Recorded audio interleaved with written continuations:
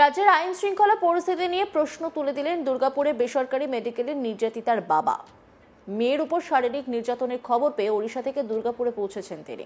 মিডিয়ার সামনে বক্তব্য রাখতে গিয়ে তিনি বলেন, ওড়িশা হলে এতক্ষণে অ্যাকশন হতো। তার অভিযোগ, এত বড় ঘটনা ঘটলেও কলেজ প্রশাসনের তরফেও কোনো সহযোগিতা পাননি। পুলিশের তরফেও যা হচ্ছে পুরোটাই নিয়ম মাফিক ফর্মালিটি দাবি করছেন নির্যাতিতার বাবা। তার দাবি, ভাগ্যিস মেডিকেল কলেজে তার মেয়ের কিছু সহপাঠী ছিল, তারা খুবই সাহায্য করেছেন। নির্যাতিতার বাবা জানান, তার মেয়ের এক বন্ধু ফোন করে তাকে জানায় যে তার মেয়ের উপর নির্যাতন হয়েছে এবং দ্রুত দুর্গাপুরে পৌঁছতে বলেন। আমি যখন হাসপাতালে পৌঁছই, মেয়ের অবস্থা খুবই খারাপ। হাসপাতাল কর্তৃপক্ষ কোনো সাহায্য করেনি বলে অভিযোগ নির্যাতিতার বাবার। তিনি আরো বলেন, আমার মেয়ে ক্যাম্পাস থেকে 200 টাকা নিয়ে ফুচকা খেতে বাইরে গিয়েছিল। কলেজ গেটের কাছে 4-5 জন লোক ছিল, তাদের মধ্যে একজন মেয়ের উপর নির্যাতন করে, মোবাইল ফোন কেড়ে নেয় এবং তা ফেরত দিতে 3000 টাকা দাবি করে। পরে যে ছেলেটি তার সঙ্গে গিয়েছিল সেই মেয়েকে ফিরিয়ে আনে। নির্যাতিতার বাবার দাবি, ঘটনাটির আগে ওয়াসিফ আলী নামে এক যুবক, যিনি তার মেয়ের প্রেমিক বলে জানা গিয়েছে, তাকে দেখা করার জন্য ডেকে পাঠান। তিনি বলেন, আমি আমার মেয়ের জন্য ন্যায় বিচার চাই, যাতে অন্য কোনো মেয়েকে এমন পরিস্থিতির সম্মুখীন হতে না হয়। কি বলেছেন তিনি, শুনবো। যে এখানে একটা ঘটনা ঘটেছে, কিছু নেই, কিছু গুরুত্ব নেই। আমি যদি যেতে যাব, যেতেও ছাড়ছে না, সব দিকে পুরো বন্ধ, কিছু প্রোটেস্ট এখানে নেই।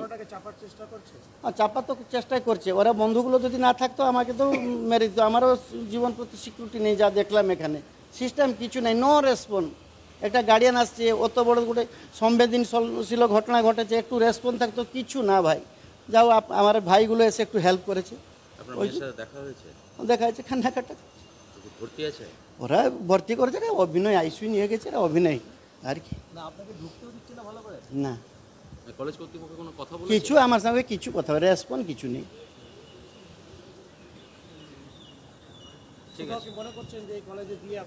বিশাল ভুল, বিশাল ভুল। আমাদের উড়িষ্যাতে হলো এখন অ্যাকশন হয়ে যেত, কিছু নেই।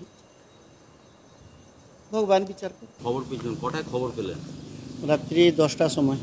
কে ফোন করেছিল? তার বন্ধু আমাকে ফোন করেছিল যে আপনার হয়েছে। তখন শুনে কান্নাকাটা করে এখানে পৌঁছেছি।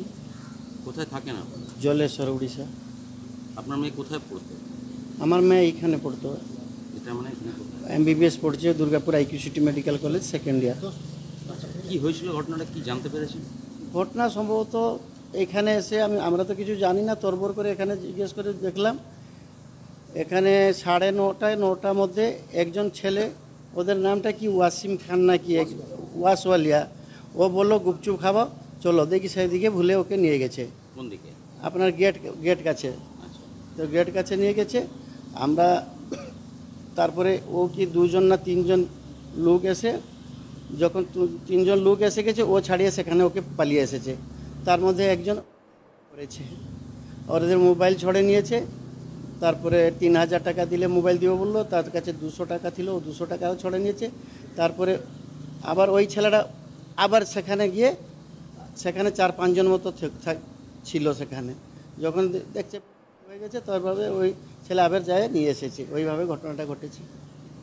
এটা কটার সময় হয়েছে মোটামুটি? এটা সম্ভবত 9টা, 8টা, 8:30, 9টার মধ্যে।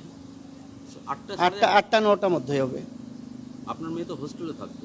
হ্যাঁ, হোস্টেল থাকতো, খেতে আসতো। হোস্টেলটা দূর আছে, সেই জন্য এখানে খেতে আসতো। তো এখানে তো গেটেও সিকিউরিটি রয়েছে, 8:30 9টার সময় কি করে একটা মেয়ে গেটের বাইরে বেরোয়? সেই তো কথা, আমি কি করে জানবো এদের কি ব্যবস্থা আছে, আমি তো জানি না। মানে কোথাও কি সিকিউরিটির ল্যাক আছে? লেক তো থাকতেই পারে, নাহলে একটা মেয়ে বেড়ে যেত, ওতে তো রুখতে পারতো, ওরা থাকতে পারতো। হ্যাঁ, হ্যাঁ, কি বললে? বলছে যে ছেলেটার সঙ্গে গিয়েছিল, ছেলেটা কে হয়? ছেলেটা তার ক্লাস ফ্রেন্ড হয়। ও কি কোনো রকম ভাবে জড়িত আছে এই ঘটনায়? আমি কি করে জানবো? ও তো নিয়ে গেছে এইভাবে। সম্ভবত এই ছেলেটা জড়িত আছে। আচ্ছা, আর মানে আপনার মেয়ের এটা কোন ইয়ার চলছে? MBBS সেকেন্ড ইয়ার চলছে। কোথাও কি মনে হচ্ছে যে কলেজের একটা নিরাপত্তা গাফিলতি? নিরাপত্তা তো নেই। আমি যখন আসি কিছু সাপোর্ট আমাকে নেই। যাও, ভগবান কৃপায় ওই বন্ধুগুলো আছে, আমাকে বিশাল সাপোর্ট করেছে। এ বিষয়ে বিজেপি নেতা পারিজাত গাঙ্গুলি কি বলছেন, শুনুন। এটা সন্দেহ করার কিছু নয়, এটা হয়েছে আপনারা সবাই দেখতে পাচ্ছেন, মেয়ের মা বাবা বলছে, মেয়ে বলছে, এবং পুলিশ এসেছিল। আমরা পুলিশকে রিকোয়েস্ট করছি যাতে পুলিশ যারা অপরাধী তাদেরকে যেন খুব তাড়াতাড়ি অ্যারেস্ট করে। আমরা অপেক্ষা করছি পুলিশের জন্য, স্টেপের জন্য। একটা মেডিকেল কলেজ হাসপাতাল, সেখানে রাত্রেবেলা প্রায় 9টা 9:30টার সময় একটি কলেজ ছাত্রী সে কী করে গেট দিয়ে বেরোয়? কোথাও কি নিরাপত্তার গাফিলতি নেই? তা আপনারা দেখতে পাচ্ছেন তো আরজি করের মতো ঘটনা। এখানে দুর্গাপুরটা আস্তে আস্তে আরজি করের মতো হয়ে যাচ্ছে, এবং কোথাও কোনো সেফটি বলে কিছু নাই। পশ্চিমবঙ্গে কোনো মেডিকেল কলেজ, কোনো মেডিকেল হাব, কোথাও কোনো সেফটি নাই, কোনো হসপিটাল সেফটি নাই। মানুষের অবস্থা বহুত খারাপ। প্রত্যেকটা দায়ী হচ্ছে আমাদের মুখ্যমন্ত্রী মমতা বন্দ্যোপাধ্যায়, এবং 2026-এ এদের যে গদি চেঞ্জ হবে সেটা বুঝতেই পারছেন আপনারা। কলেজ ক্যাম্পাস থেকে রাত্রি 9টার সময় একটি মেয়ে বেরোয় কী করে বাইরে কলেজের হোস্টেলে? কলেজের মধ্যে তো কোনো রকমভাবে কোনো সেফটিই নাই। এখানে যখন তখন মেয়েরা বেরোতে পারছে, যখন তখন মেয়েরা যেতে পারছে। এটা এখানে আজকে এত বড় একটা ঘটনা ঘটলো বলে আপনারা জানতে পারলেন না, জানতেই পারতেন না। সিপিআইএম নেতা রাকেশ শর্মা তিনি কি বলছেন শুনবো। ना कल रात में इस कॉलेज में एक डॉक्टरी पढ़ने वाली लड़की का हुआ है। पश्चिम बंगाल कल्चर चल रहा है, उसी का पुनरावृत्ति दुर्गापुर में देखने को मिला। अभी तक कोई अरेस्ट नहीं हुआ है।